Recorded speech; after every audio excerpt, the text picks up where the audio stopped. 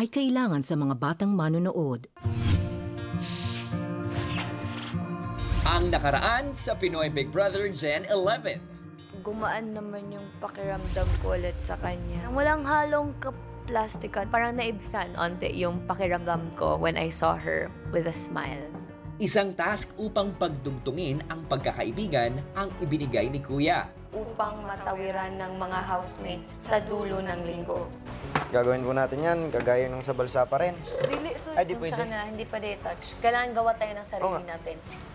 Para mag-gets ko, masabi ko kay Fiang. Ngayong gabi, papaano nga ba susukatin ang tindi ng nararamdaman ng housemates? Ito ang Who Said That? At papaano pagagaanin ang mabigat na kanilang dinadala? Sa isang chill na umaga sa loob ng bahay ni Kuya, Hindi, ako nga yung distraction mo eh. Hindi ka madidistract sa akin. Oh, that is your challenge. Nonchalant. 1, 2, 3. Kaya Ate Jazz po, Kuya, tinatry po namin na magtitigan po silang dalawa kasi po si Ate Jazz po, Kuya, hindi po siya makatitig ng po. Sabi po ni Binsoy, oy, kinilig. Kasi po, nag-blush po siya, Kuya. Sobrang pink po ng ano niya, ng... Namaya. Kala ko nonchalant. Natawa lang ako. Ayay! 5, 6, 7. Huli.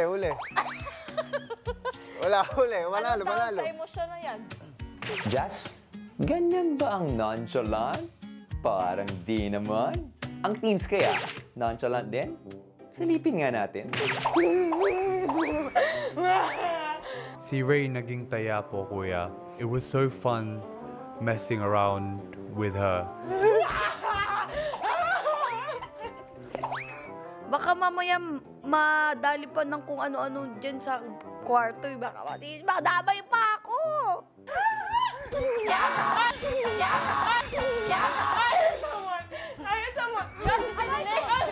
Tapos hinampas ako. Ako yung nahampas.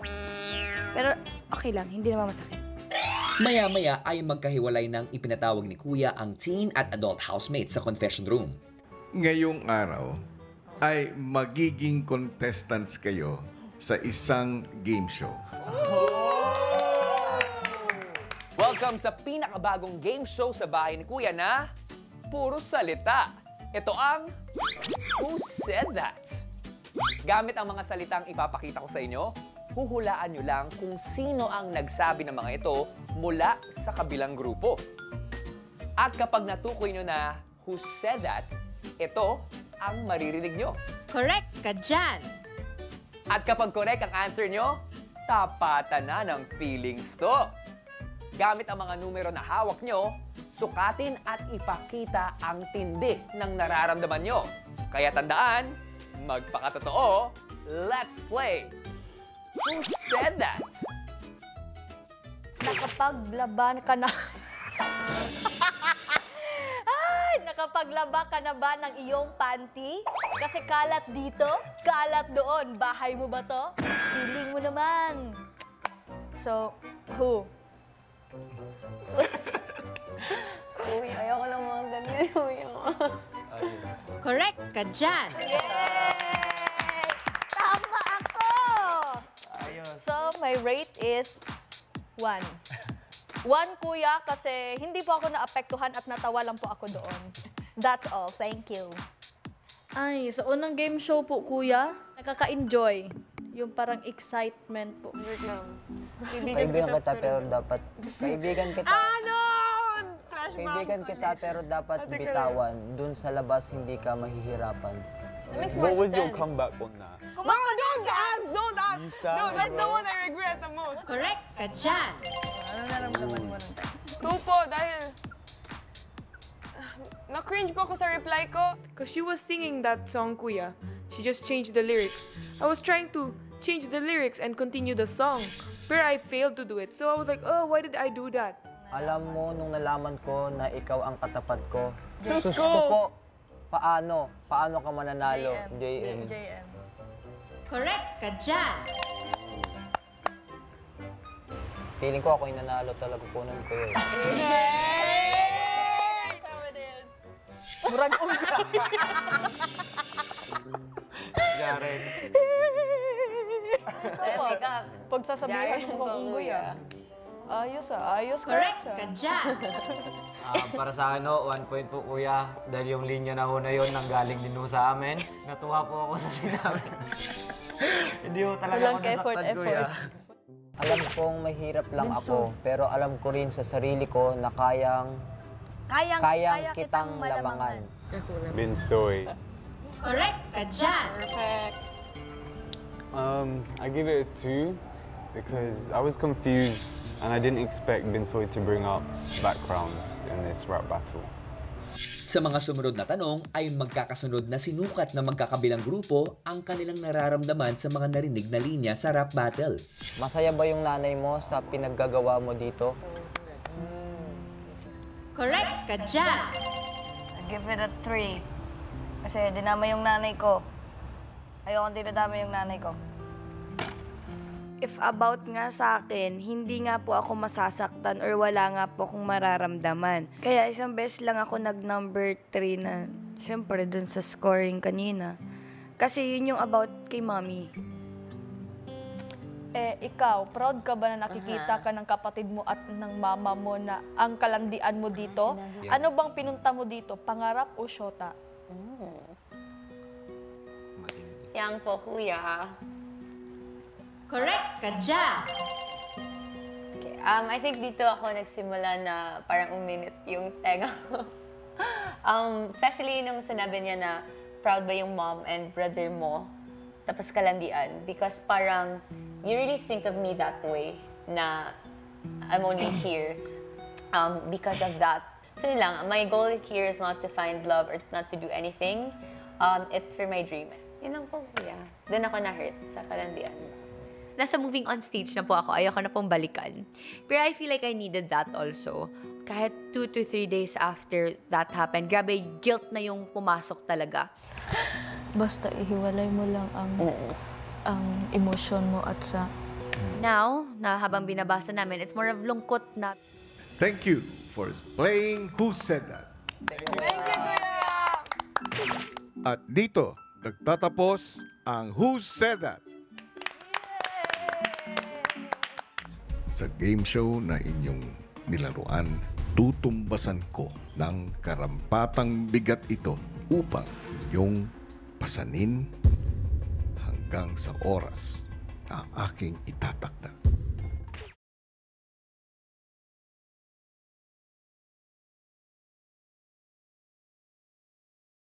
Ipinatawag ni Kuya ang teens at adults sa confession room. What is that?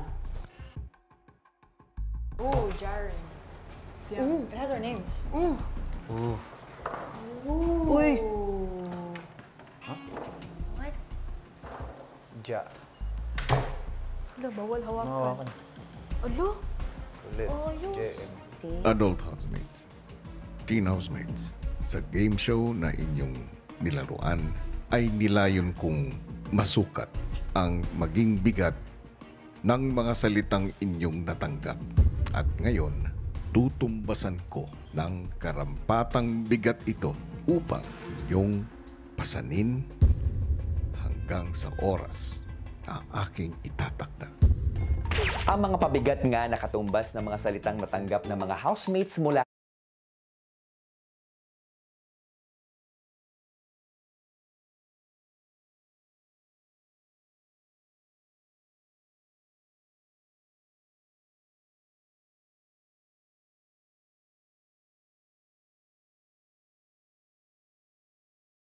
sa kanilang mga kapareha ay itatali nila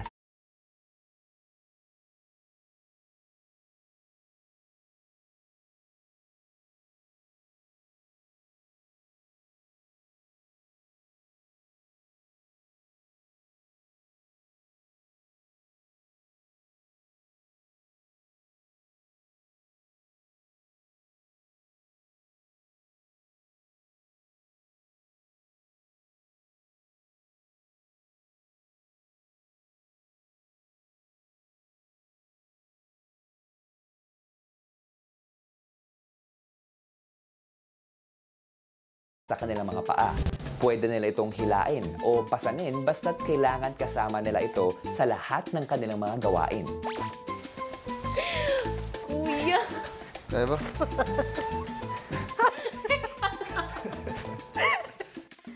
Teka, paano kung bubuhatin to? Bahala na. Sumunod ka, sumunod. Papel. Haba pala. Hindi ka dito. Ganito lang. Basic lang pala eh. Parang lang may aso.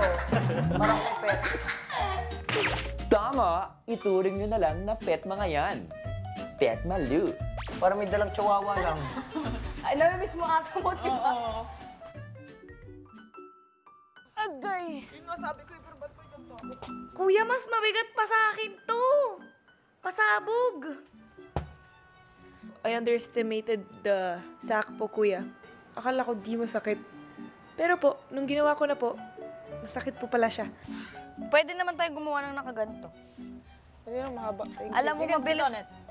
You can sit on it. Samantala, ang adults naman, Ay, nung alaga ko, ang laki. Bakit sobrang laki yung sa akin? Tapos sobrang bigat, kuya. Doon ko palang na-realize na, ayaw nga pala, nasaktan pala talaga ako or was super affected with the words that was thrown at me. si JM, di maiwasang alalahanin din si Fiang. Kasi kapektado yun. Ang liit-liit na babae. Siguro lahat 3 points. Tingin ko lahat 3 sa kanya eh. Ay, adjust. O, pwede ma-adjust pala. Ayos. Pwede ma-adjust. Samantala ang teens, habang gumagawa ay naisipan ngang gawing bangko ng teens ang kanilang pabigat. Thank you, Kuya, for the sack. Thank you. Yeah, it's so helpful. Helpful. Mas mabigat pa sa akin yung akin, porkit yung sa'yo magaan. Oh, ano? How is that my fault? Don't even say thank you.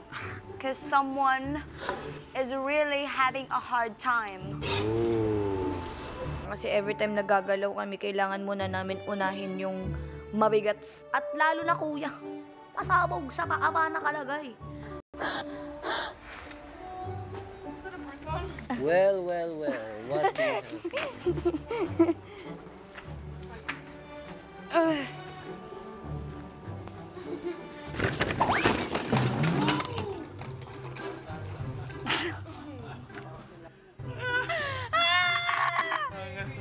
Habang hirap ang teens sa weekly task, ang adults naman, Ganito pala kabigat yung mga salita. Ngayon na-realize. Nasakit pa. Mabigat pala. Wini-worry na din namin kung sobrang bigat ng dinala nila. Hindi ba sila nahihirapan? May weekly task nga kami na ginagawa. May mga chores and everything. So, yun, naisip din namin sila, kuya. Ilan lumabas si Piang? Ilan na kailang Piang ka? Hindi ko alam. 4, 5. Feel ko mas marami yung kay Ate Jess kaysa sa akin eh. 5 ata, 5 or 6. Sa kanilang dalawa, mas marami yun sa kanilang dalawa kaysa sa akin. Pagpalagay ng 5, tapos 3 yung inano ni Piang. At sobrang sensitive nun, true words eh. Sabihin, mas mabigat. Baka isang sako ng bigas yung kay Piang. Malalaman pa natin. naman ang babae niya. Malalaman natin pag nakikita tayo mamaya. Feeling ko nga eh, kawawa naman yun. maya-maya, muling ipinatawag ni Kuya sa task room ang leaders ng magkabilang grupo na sina Jess at Fiang.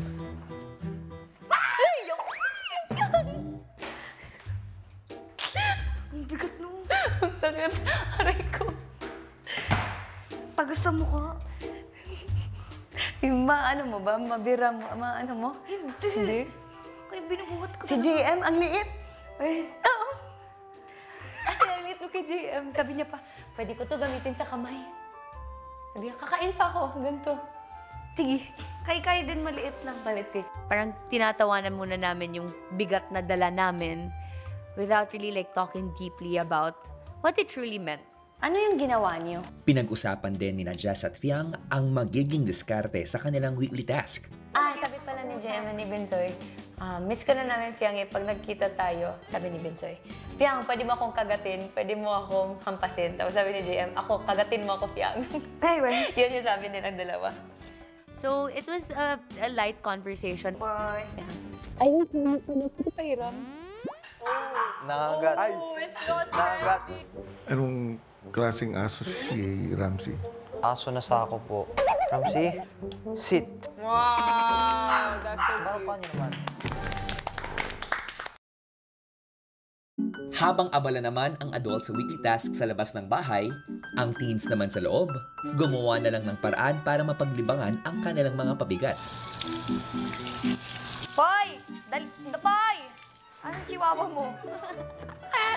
Ayos Tatampo na naman yung chihuahua mo, ha? Tatampo ka na naman, ha?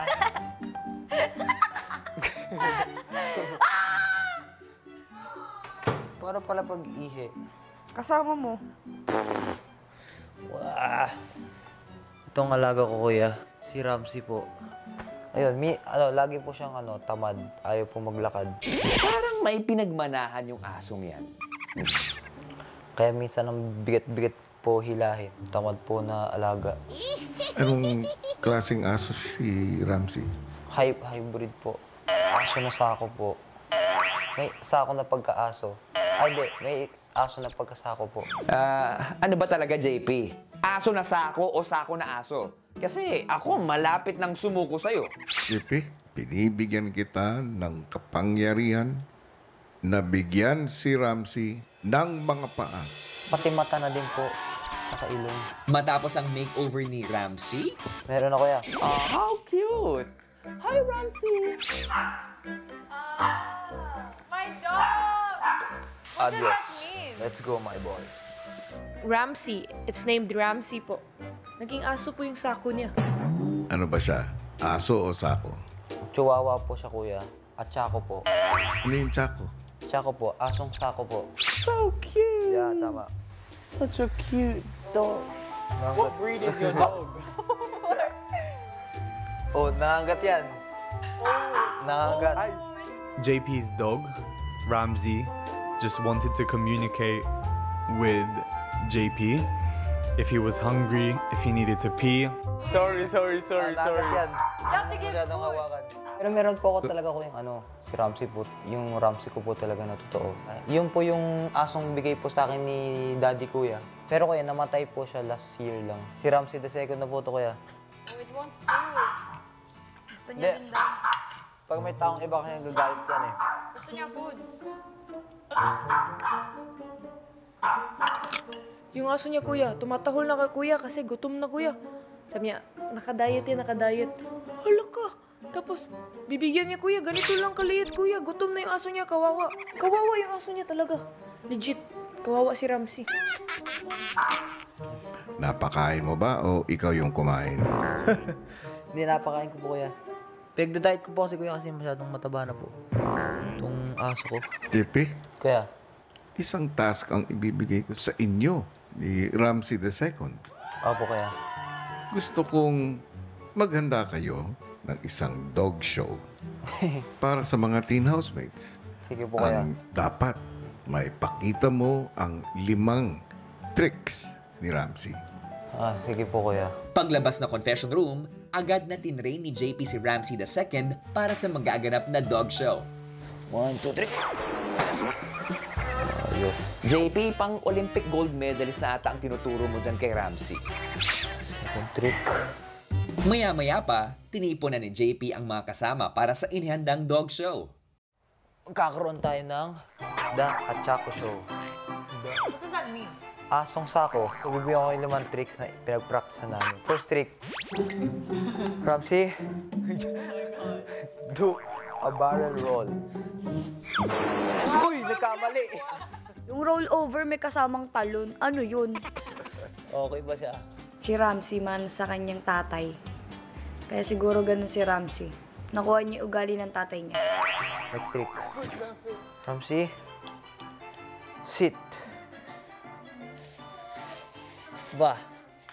Pero overall, kuya, very impressive kasi not once did I see JP touch the Achako tapos gumalaw lang siya on its own.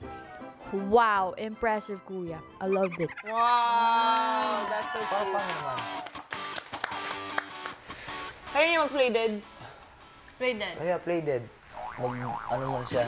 Vulcanize. Vulcanize mo siya. Go. Isipin niyo muna yung mga malulungkot. Aba, Nox! Nag-acting lessons din pala tong si Ramsey. O yan, o. Yung tricks na ginagawa ni Ramsey, Parang ini-emi-emi lang. Fetch nga, oh. Tinan mo. Fetch. Oh! Oh. Kahit na inaaway-away siya ng amo niya, ang galing na aso, kuya. Pero may tinuro kay Ramsey. Ito kasi yung aso ko to. Lagi ako sinusundan. Pag saan ako punta, andun siya. May tinuro ako dito eh. Tignan mo. Ramsey, stay. Stay. Stay. Oh, stay. Bilangan nyo. 1, 2, 3, 4. Stay lang. Stay. Oh. Stay. Stay ka lang. Stay. Takbo ka nga. Tingnan natin kung habulin. Yeah. Can it come to you? Stay. Oh, namiss niya na ako. A very talented dog, I'd say. Probably one of the most impressive dog shows I've ever watched. Thank you, Ramsey. Thank you, Jay. Siguro I'll rate it, kuya, ng 7 lang. Hindi po kasalanan ni Ramsey bakit ganun siya. Kasalanan ng tatay. Oh! Let's go.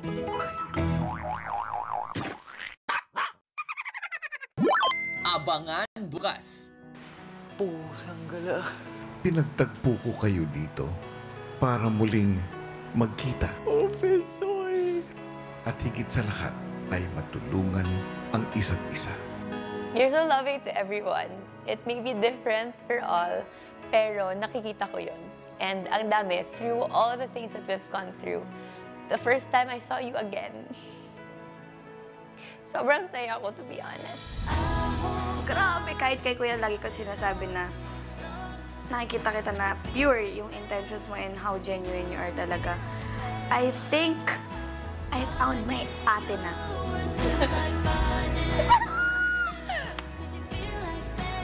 Lingid sa inyong kaalaman, kayo ay pinapanood ng 2 tao. Agay, kuya.